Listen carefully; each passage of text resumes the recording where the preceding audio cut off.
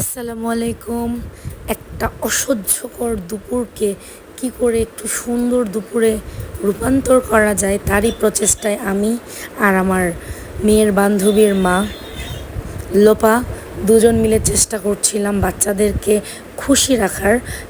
কারণ অনেক সময় দেখা যায় বাচ্চাদের ওয়েদার চেঞ্জ হলে বাচ্চারা যখন খুশি থাকে মায়েরাও একটু প্রশান্তি পায়। সো টানা দুপুরবেলা চলে গেলাম পার্কে। দেখতেই পাচ্ছেন কত রোদ, কত গরম যে ছিল আল্লাহ। তবে বাচ্চাদের খুশিটাও ছিল ভরপুর। খুব বেশি রোদ আর অনেক ভিড় থাকার কারণে আমরা এখানে বেশিক্ষণ থাকতে পারি নাই। যতটুকু সময় থেকেছি শুধু বাচ্চাদের খুশির জন্যই। দেখেন না, দুই বান্ধবী কত সুন্দর হাসি দিয়েছে। আর কদম গাছটা আমাকে খুব শান্তি দিচ্ছিল। এইখানে আমার মেয়েকে বললাম দাঁড়াও। যাই হোক, সব কিছু শেষে আমরা ফুড প্যালেসে গেলাম। সেখানে লিয়ানা তার ফুড এনজয় করছিল অ্যান্ড আশফা তার রিভিউ দিল ঠিক এইভাবে। এখন কোথায় এসেছে আশফা?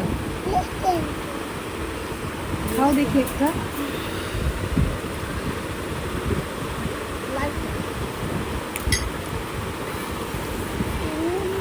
মজা, এই রেস্টুরেন্টের খাবার মজা, ঝাল।